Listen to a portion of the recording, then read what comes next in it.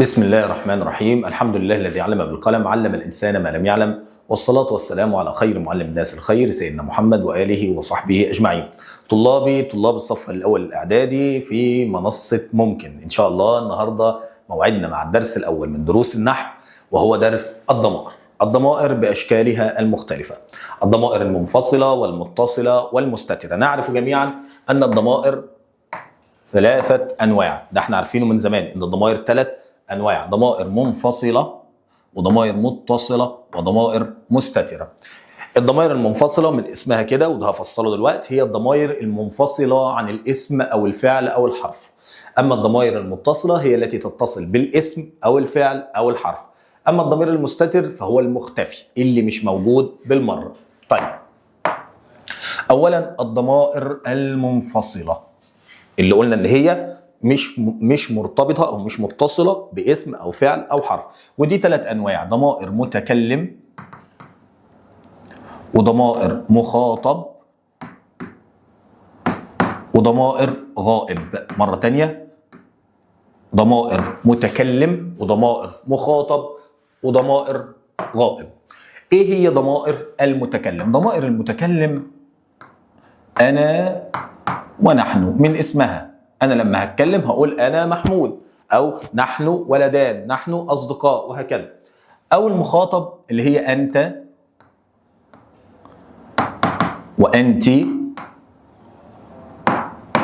والفرق بين أنت وأنت هو الفتحة والكسرة. أنت وأنت وأنتما وأنتم وأنتن. أما ضمائر الغائب فهي هو، هي، هما، هم، هن. يبقى الضمائر المنفصلة عندها ثلاث أنواع: ضمائر المتكلم، ضمائر المخاطب، ضمائر الغائب. أنا، نحن، أنت، أنت، أنتما، أنتم، أنتن، هو، هي، هما، هم، هن. كل الضمائر ديت لها إعراب ثابت ما بيتغيرش: ضمير مبني في محل رفع مبتدأ، وده اللي احنا هنطبقه دلوقتي حالا مع كل الأمثلة دي. يبقى كل الضمائر أنا، نحن، أنت، أنت، أنتما، أنتم، أنتن، هو، هي، هما، هم، هن، كلها تعرب ضمير مبني في محل رفع مبتدأ. ونبدأ بالمثال الأول: أنا البحر في أحشائه الدر كامن. أنا ضمير مبني في محل رفع مبتدأ. نحن المسلمين خير أمة. نحن المسلمين خير أمة. نحن ضمير مبني في محل رفع مبتدأ، ونوع الضمير طبعا ضمير متكلم. هيجي لك في الامتحان يقول لك استخرج ضمير رفع، أدور على الضمائر المنفصلة بكل سهولة. أنا ونحن كلها ضمائر في محل رفع مبتدأ. هو طالب مجتهد. هو ضمير مبني في محل رفع مبتدأ.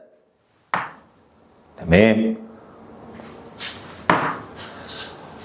هم أبناء هذا الغد أو الغد المشرق. هم ضمير مبني في محل رفع مبتدأ. قول معايا: أنتم تعرب إيه؟ ضمير مبني في محل رفع مبتدأ. أنتن تعرب ضمير مبني في محل رفع مبتدأ.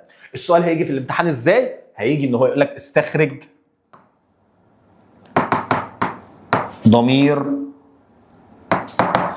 ممكن يقول لك استخرج ضمير منفصل مباشرة، أو استخرج ضميرا للرفع واعربه. فانت تدور على انا، نحن، انت، انت، انتما، انتم، انتن، هو، هي، هما، هم، هن، ولما يقول لك اعربه تروح قايل لي ضمير مبني في محل رفع مبتدا. يبقى كل الضمائر المنفصله في محل رفع مبتدا ما عدا ضمير واحد بس، هو اياك. إياك دي زي قول الله سبحانه وتعالى: إياك نعبد وإياك نستعين، في ضمير مبني في محل نصب مفعول به. إياك بس في محل نصب مفعول به. لكن أنا، نحن، أنت، أنت، أنتما، أنتم، أنتن، هو، هي، هما، هم، هن في محل رفع مبتدأ غالبا. تمام؟ طيب، النوع الثاني من الضمائر،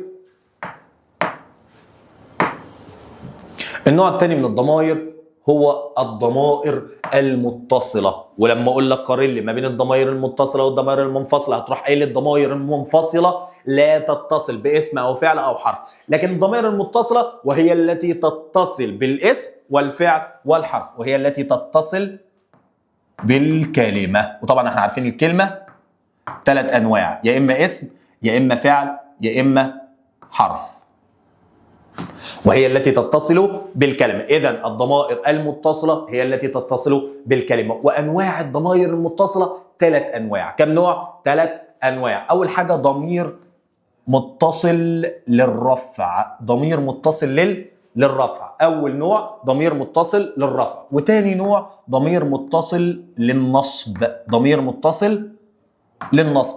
ثالث نوع ضمير متصل للجر. لأن الضمائر يا شباب بتتعامل معاملة الأسماء، هي اسم.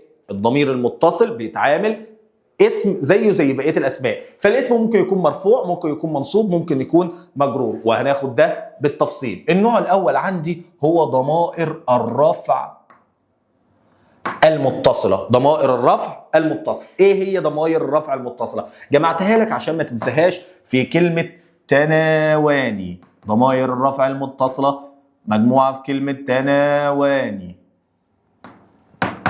تاني، ايه هي ضمائر الرفع المتصلة؟ تناواني. ضمائر الرفع المتصلة هي تناواني. بتعرب ايه ضمائر الرفع المتصلة الجميلة ديت؟ تعرب فاعل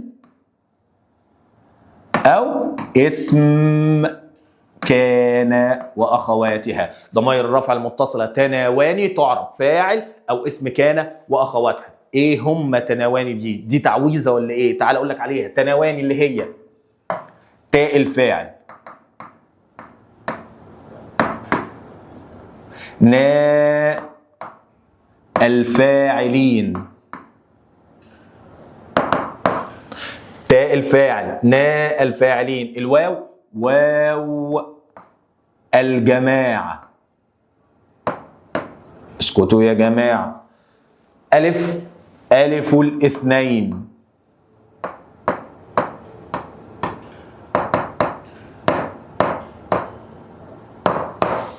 النون نون النسوة،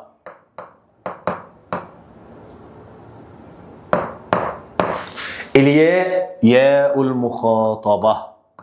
يبقى تناواني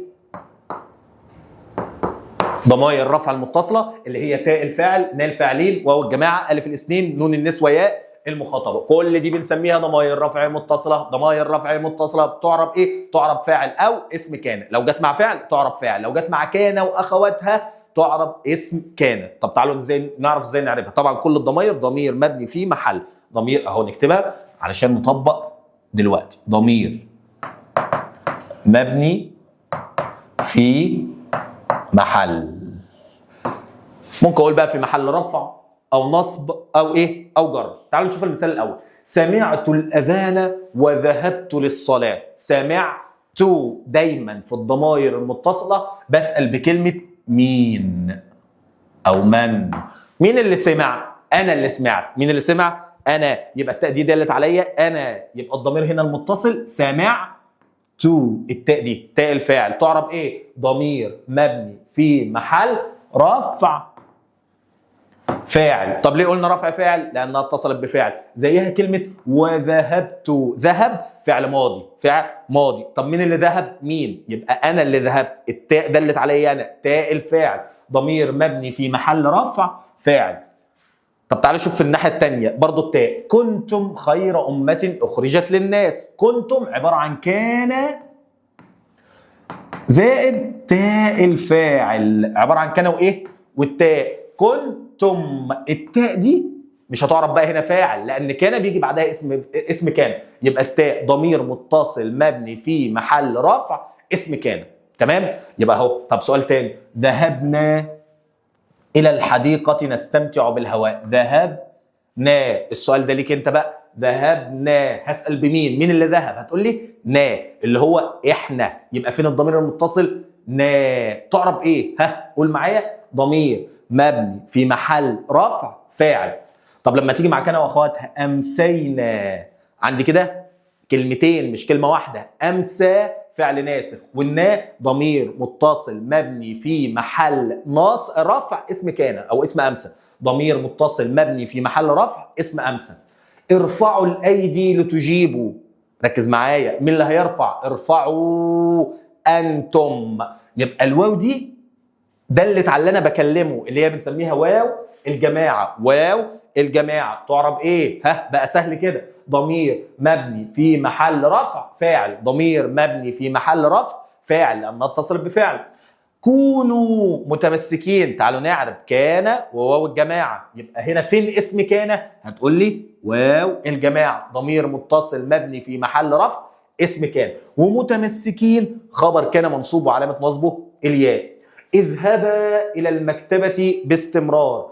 اذهبا، اذهب والالف. الالف ديت ضمير مبني في محل رفع فاعل. احسنت.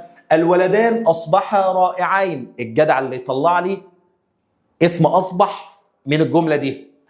سامع؟ اسم اصبح هو الف الاثنين. الف الاثنين ضمير مبني في محل رفع اسم اصبح. تمام كده؟ الفتيات تفهمن بسرعه. الفتيات يفهمن بسرعه. يفهم، النون دي نون النسوه. نون النسوه ضمير مبني في محل رفع فاعل.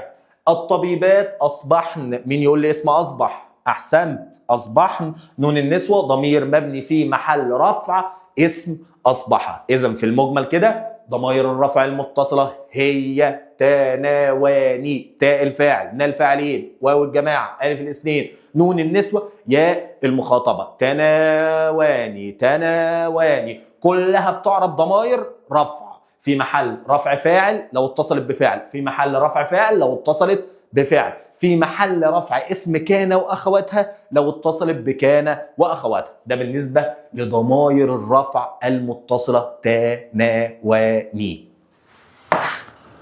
التالي الأول، كيف يكون السؤال عليها في الامتحان يا جميل الملامح؟ سؤال الامتحان على الضمائر المتصلة يقول لك استخرج ضميرا للرفع، والسؤال ده مر علينا قبل كده. يبقى الاول، يبقى انا كده وانا مغمض عينيا اول ما يقول لي استخرج ضمير للرفع، يا اما هستخرج له ضمير منفصل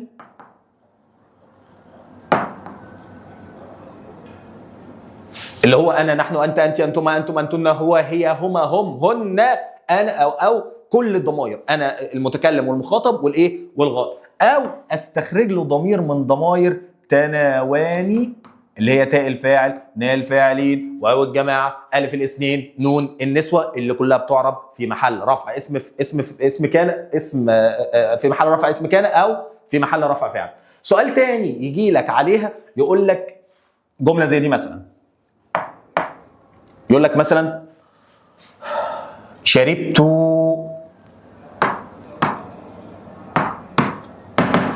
الشاي، كنت نائما، شربت الشاي، ويروح قايل لك، يحط لك خط تحت كلمه الشاي، اعرب كلمه الشاي، اعرب كلمه نائما.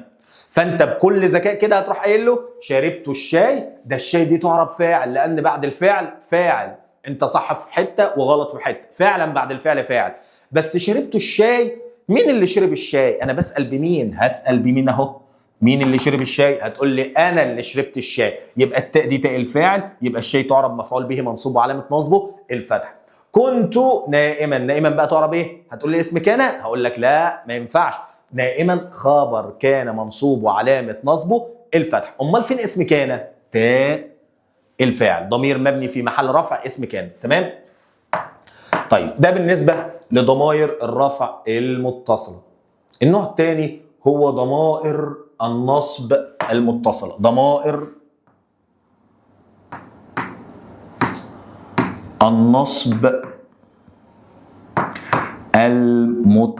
المتصله. ضمائر النصب المتصله، ضمائر النصب المتصله اللي جه معناها في كلمه هكينا.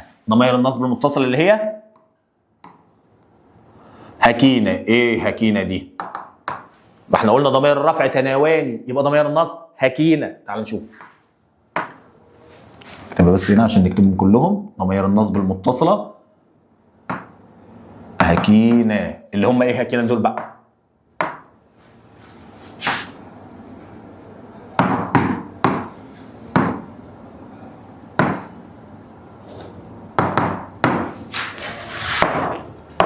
اللي هي هاء الغيبة،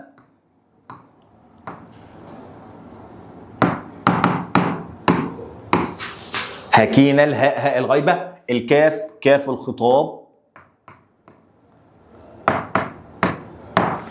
الياء ياء المتكلم، الناء ناء المفعولين، وهعرفك دلوقتي ازاي تفرق بينها وما بين ناء الفاعلين.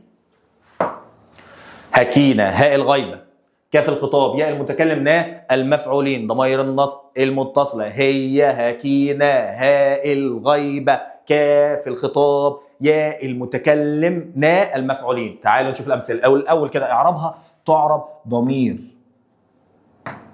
مبني في محل نصب حاجة من الاتنين، يا إما مفعول به يا إما اسم إن وأخواتها. ضمائر هكينة النصب بتعرب يا إما في محل نصب مفعول به يا إما نصب اسم كان إن وأخواتها. تعالوا نشوف أمثلة. الدرس فهمته بسهولة. الدرس فهمته بسهولة. طلع لي الضمير المتصل. فهمته بسهولة. عندي كلمة فهم فه ميم هاء أو فاء ميم هاء، ده الفعل الأساسي عندي هنا ضميرين متصلين. التاء دي ضمير رفع متصل اللي هي تاء الفاعل. فهمت أنا اللي فهمت، يبقى التاء دي هي الفاعل، تاء الفاعل. طب فين اللي بعدها؟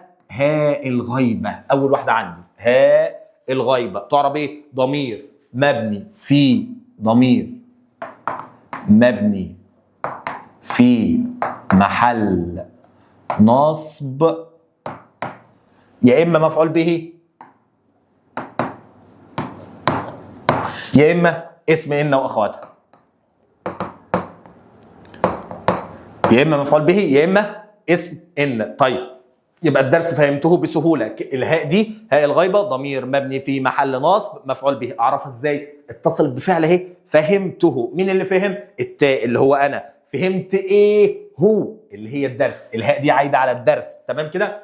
إنه معلم متميز. تعال نشوف كلمة إن عبارة عن إن زائد الهاء. أهي الهاء دي اسم إن ضمير مبني في محل نصب اسم إن. كرمك المعلم. كرم دي اسم ولا فعل؟ فعل يا مستر. يبقى الكاف ديت ضمير مبني في محل نصب مفعول به، لأن الكاف ديت بتدل على المتكرم. أمال مين اللي كرم؟ فين الفاعل؟ المعلم. أحسنت. كأنك شمس والملوك كواكب. كأن والكاف. الكاف تعرب إيه؟ ضمير متصل مبني في محل نصب اسم كأن.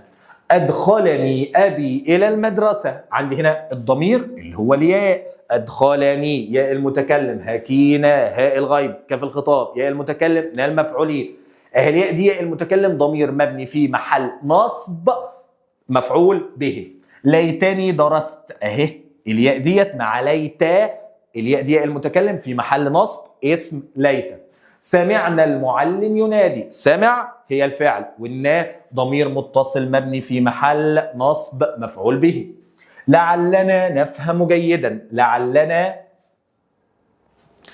سمعنا، لا هنا سمعنا المعلم ينادي، هنا الناء فاعل، لكن المقصود سمعنا المعلم ننادي.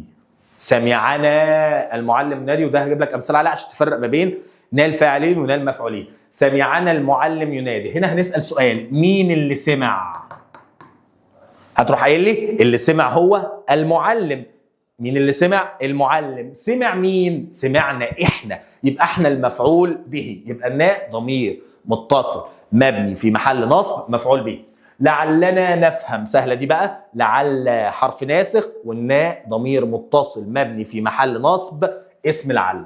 طيب يجيني سؤال في الامتحان ويقول لي بالشكل ده. لما اقول ذهبنا الى المدرسة، تمام؟ ارشدنا المعلم، ارشدنا المعلم، ويروح قايل لي حدد اعراب الضمير في الجملتين وانا مغمض عينيا. اول حاجه بعملها اسال بيه مين اللي ذهب، مين اللي ذهب الى المدرسه؟ احنا ذهبنا احنا، يبقى النا دي دلت على الفاعل اللي فعل الفعل اللي ذهب الى المدرسه اللي هو نا، يبقى النا ديت ضمير مبني في محل رفع فاعل. طب هنا هنسال برضو بمين؟ ارشدنا المعلم، مين اللي ارشدنا؟ هتقول لي المعلم. ارشد مين؟ ارشدنا احنا، يبقى النا دي تعرب ايه؟ ضمير مبني في محل نصب مفعول به. اظن كده الكلام مفهوم وسهل. اسال بمين واعرف فين الفاعل، لو ما لقيتش الفاعل متصل ذهب زي ارشدنا يبقى ده مفعول به على طول وانا مغمض عينيا. النوع الثالث من الضمائر وهو ضمائر الجر المتصله.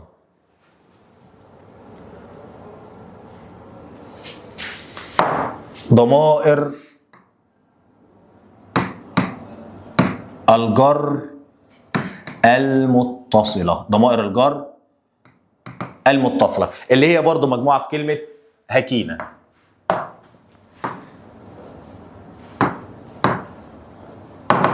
ايه هم هكينا دولت؟ اللي هم هاء الغيبة برضو،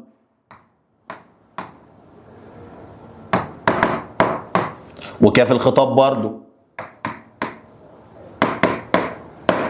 وياء المتكلم برضو، ونا المتكلمين. هنلاحظ بس ملاحظه ان الفرق ما بين هكينا هنا وهكينا الثانيه اللي هو هاء الغيبه كاف الخطاب ياء المتكلم نا المتكلمين، ان دي بتتصل باسم او بتتصل بحرف جر. تعالى كده نشوف. الطفل قلمه ضائع، تعالى كده، قلم اسم ولا فعل؟ الهاء دي اتصلت باسم، هتقول لي قلم اسم، يبقى الهاء اتصلت باسم، يبقى تعرب ضمير مبني في محل جر مضاف اليه. تمام كده؟ طب لما تتصل بحرف جر منه هتعربها ضمير مبني في محل جر اسم مجرور. كده الكلام سهل وجميل. يبقى لما تتصل باسم هكينا اتصلت باسم يبقى تعرف في محل جر مضاف اليه. طب اتصل بحرف جر يبقى في محل جر اسم مجرور. طيب انت ومالك لابيك، تعالى نستخرج الضمائر اللي موجوده في قلب الجمله. انت اول ضمير، ده ضمير متصل ولا منفصل؟ متصل ولا منفصل؟ هشوف ده مش متصل بحاجه، يبقى انت ديت ضمير منفصل. طيب انت دي ضمير رفع ولا نصب ولا جر؟ هتبص عليها، انت دي من الضمائر المنفصله اللي كلها ضمائر رفع. طب في محل رفع ايه؟ مبتدا.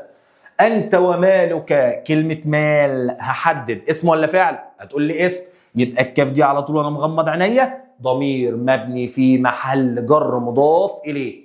لابيك، ابي اللي هي ديت اسم الاسماء الخمسه اللي بحرف جر، وابيك اسم مجرور وعلامه جره الياء لانه اسم الاسماء الخمسه. الكاف دي اتصلت باسم يبقى تعرب مضاف اليه وانا مغمض عينيا ضمير مبني في محل جر مضاف اليه. عليك ان تحافظ على هدفك او على هدفك. عليك عندنا هنا كلمتين، على حرف جر والكاف ضمير مبني في محل جر اسم مجرور. حقيبتي ادي اول ضمير. لونها ادي تاني ضمير. حقيبه اسم ولا فعل؟ والله اسم. ايه الفرق بين الاسم والفعل؟ الفعل ده حاجه بتتعمل، شرب، اكل، نام، استحمى، لكن الحقيبه دي اسم شيء، اسم جماد قدامي حطيت فيه المتكلم، يبقى الياء دي ضمير مبني في محل جر مضاف اليه. لونها اللون اسم ولا فعل؟ هتقول لي اللون اسم يا مستر، يبقى الهاء ضمير مبني في محل جر مضاف اليه. اخذ المعلم مني وعدا بان اتميز. فين الضمير المتصل؟ هدور فين الضمير المتصل؟ ادي عندي من حرف جر. في حرف جر اسمها مني؟ مفيش. يبقى من هي الحرف الجر زائد ياء المتكلم. تعرب ياء المتكلم ضمير مبني في محل جر بحرف الجر. تعلمنا من معلمنا الذي دربنا جيدا. والله جميله دي. تعلمنا هنسال بمين؟ مين اللي اتعلم؟ احنا اللي اتعلمنا. وتعلم دي اسم ولا فعل؟ هتقول لي فعل يا مستر. تمام، يبقى النادي دلت على الفاعل اللي اتعلم. يبقى تعلمنا هنا اتصلت بفعل تبقى تعرب فاعل. وسالت بمين؟ مين اللي اتعلم؟ هتقول لي احنا. يبقى النا تعرب فاعل ضمير مبني في محل رفع فاعل. من معلمنا، معلم دي اسم. تعلمنا من معلمنا الذي دربنا. طيب تعلمنا هنسال بمين؟ مين اللي اتعلم؟ احنا اللي اتعلمنا. يبقى النا ضمير مبني في محل رفع فاعل. من معلمنا، معلم اسم ولا فعل؟ هتقول لي اسم يا مستر. يبقى النا ضمير مبني في محل جر مضاف اليه. الذي دربنا، مين اللي درب؟ المعلم. خد بالك، مين اللي درب؟ المعلم. درب مين؟ دربنا احنا.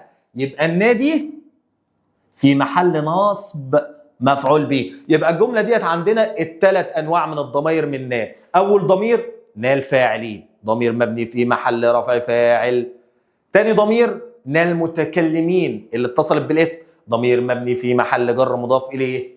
تالت ضمير هو نا المفعولين اللي اتصلت بفعل بس دلت على المفعول به اللي هو احنا. يبقى ضمير مبني في محل نصب مفعول به. تمام كده؟ اسمع منا قبل ان تسمع عنا. هنا بقى الموضوع سهل. منا عباره عن من زائد نا. النا ديت ضمير مبني في محل جر اسم مجرور. عنا عن حرف جر زائد نا ضمير مبني في محل جر اسم مجرور او جر بحرف الجر. تمام؟ السؤال في الامتحان هيجي لك بنفس الشكل اللي فات بالظبط.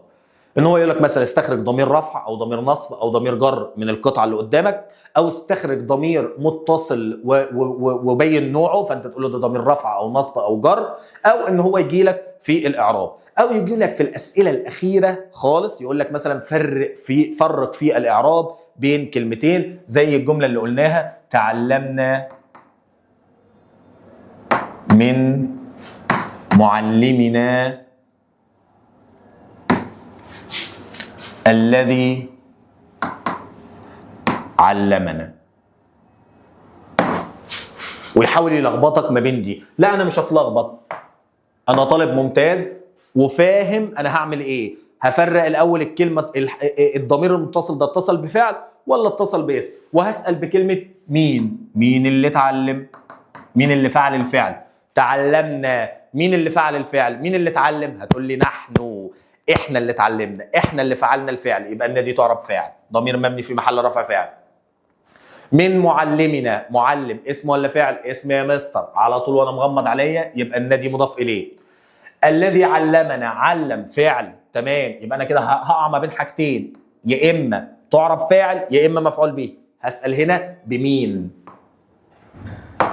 مين اللي علمنا؟ الذي علمنا. انا هنا بقصد مين اللي علمنا؟ هتقول لي المعلم. يبقى المعلم هو الفاعل، هو اللي علمنا. امال احنا نبقى ايه؟ احنا المفعول به. يبقى هنا ده ضمير نصب، ضمير مبني في محل نصب مفعول به. النوع الاخير من الضمائر وهو الضمائر المستترة، وهي الضمائر المختفية اللي مش موجودة وانما اقدرها، ما بتكونش موجودة عندي وانما بعمل ايه؟ بقدرها في الكلام، اقدر وجودها في الكلام. عايزك بس تعرف معلومة اوعى تنساها، ان الفعل بعده فاعل،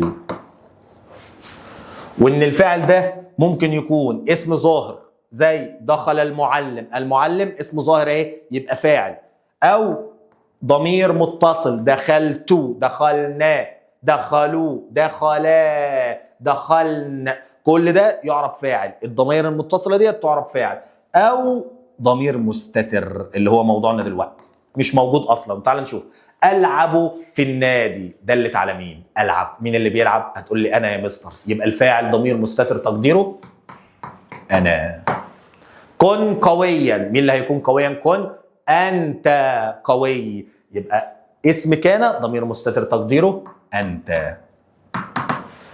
نصبح متغنين بالحريه، مين اللي هيصبح متغنين بالحريه؟ نصبح نحن، يبقى اسم اصبح ضمير مستتر تقديره نحن.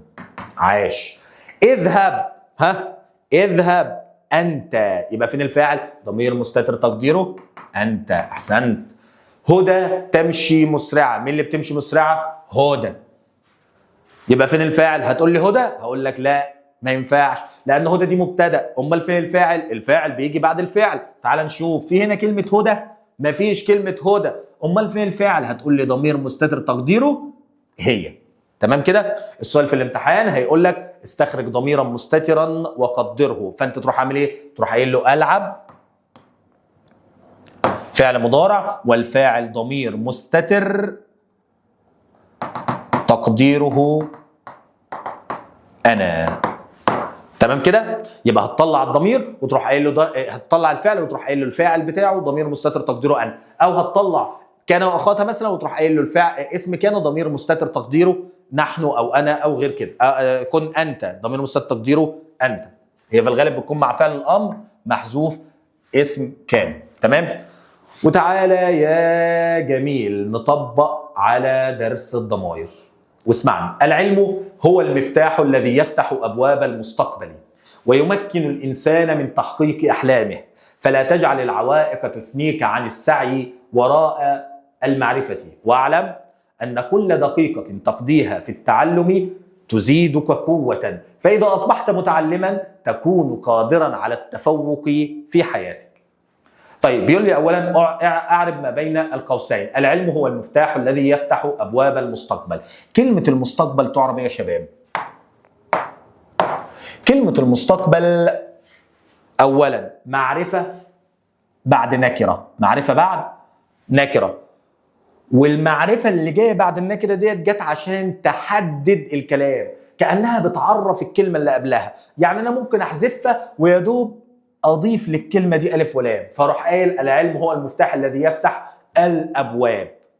يعني الكلمه جت لمجرد بس تعريف كلمه ابواب، تخليها معرفه يعني فيها الف ولام. تمام؟ فكلمه المستقبل هتعرب مضاف اليه مجرور وعلامه جره الكسر. طيب فلا تجعل العوائق، تجعل فعل مضارع مرفوع، فعل مضارع لا تجعل فعل مضارع مجزوم وعلامه جزم السكون، والفاعل ضمير مستتر تقديره فلا تجعل العوائق. بكلمك انت اهو، ده اسلوب نهي، بكلمك انت، يبقى الفاعل ضمير مستتر تقديره انت، والعوائق مفعول به منصوب وعلامه نصبه الفتح. استخرج من الفقره ما يلي. اولا ضميرا منفصلا وبين محله الاعرابي. ضمير منفصل هدور على ضمير متكلم او غائب او مخاطب. ضمير منفصل زي كلمه هو تعرب ضمير مبني في محل رفع مبتدا. هو ضمير مبني في محل رفع مبتدا. تمام؟ ضمير متصل في محل رفع، هنا ضمير متصل في محل رفع يبقى هدور على تناواني، تاء الفاعل، ناء الفاعلين، واو الجماعه، الف الاثنين، نون النسوه، ياء المخاطبه. تعال ندور. العلم هو المفتاح الذي يفتح ابواب المستقبل، فاذا اصبحت، تعالى كده نشوف، اصبح والتاء دي تاء الفاعل، يبقى هتروح قايل له تاء الفاعل في كلمه اصبحت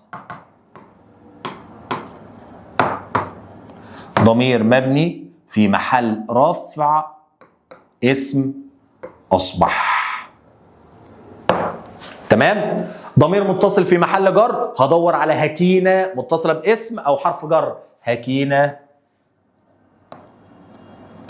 متصله باسم في او حرف جر زي حياتك.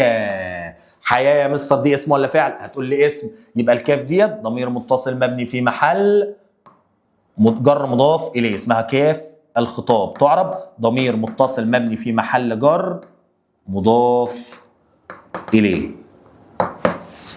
تمام؟ ضمير متصل في محل نصب في محل نصب يبقى هدور برضو على هكينة، لكن المرة دي هتكون متصلة بفعل زي تثنيك. تثنيك يعني تبعدك، تثنيك يعني تبعدك. مين اللي هيبعد؟ انت اهو، ده اللي هيتبعد، ده اللي هنبعده عن العوائق. يبقى الكاف دي اتصلت بفعل، يبقى اسمها برضو كاف الخطاب، ضمير متصل مبني في محل نصب مفعول به. تمام؟ طيب السؤال التالي يقول لك تخير الإجابة الصحيحة من بين القوسين المحل الإعرابي للضمير. ساعدته. والله الموضوع سهل. هو السؤال هنا على الهاء دي هاء الغيبة. يقول لك مثلا الهاء دي تعرب ايه؟ دي فاعل، يبقى الهاء هكينة اتصلت بفاعل تبقى في محل نصب مفعول به. كتبت. مين اللي كتب؟ تو. أنا يبقى التاء ديت مبني في محل رفع فاعل.